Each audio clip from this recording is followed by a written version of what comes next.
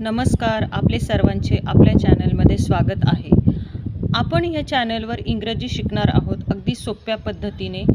जशी आपण रोज वाक्य ऐकतो किंवा ज्या वातावरणात आपण राहतो ती वाक्य आपण लवकर शिकतो.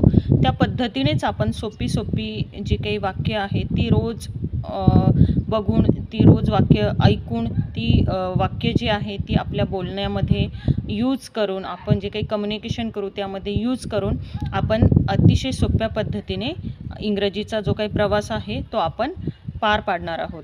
तर चला सुरुवात करूया. आपण जी काही सोपी वाक्य आहे ती आपण बघूयात. तर पहिलं वाक्य आहे, तुझे नाव काय आहे? आपल्याला कुणाला विचारायचं आहे की तुझे नाव काय आहे. जनरली आपल्याला कोणी माणूस भेटतो नवीन तेव्हा आपण विचारतो तुझे नाव काय आहे. तर आपण असं म्हणू शकतो की किंवा एखादा छोटा मुलगा आला तर आपण त्याला म्हणतो की तुझे नाव काय आहे. इन्स्टेड ऑफ दिस आपण यूज करू शकतो what is your name. What is your name. ठीक आहे. नेक्स्ट आहे, मी इंग्रजी शिकत आहे. आपण फ्रेंड सर्कलमध्ये गेलो तर आपण त्यांना म्हणू शकतो की मी इंग्रजी शिकत आहे. तर तेच वाक्य आपण इंग्रजीमधून कसं म्हणणार? I am learning English. I am learning English. Next आहे, तू कसा आहे किंवा कशी आहेस. आपण कुणाकडे गेलो, फ्रेंड्स आपले भेटले तर आपण काय म्हणतो? तू कसा आहे, तू कशी आहेस. तर आपण त्यावेळेस काय यूज करणार? How are you. How are you.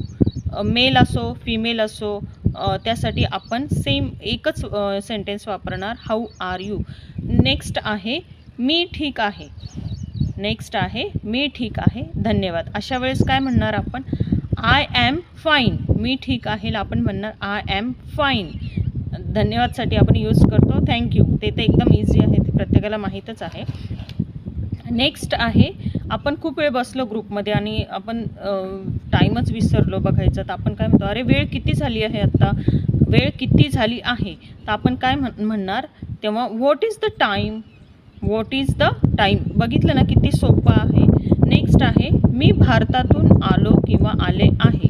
मी भारतातून आलो किंवा आले आहे. अशा वेळेस आपण काय म्हणणार? I am from India. I am from India. Okay. Actually इथे खूप, मी जिथे शूट करत आहे तिथे खूप हवा आहे. अगदी माझा मोबाईलही हालत आहे, एवढी हवा आहे.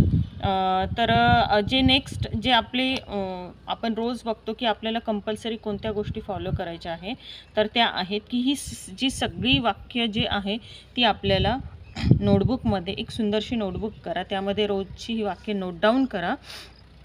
ही जी वाक्य आहेत ती आपण नोटबुकमध्ये लिहिणार.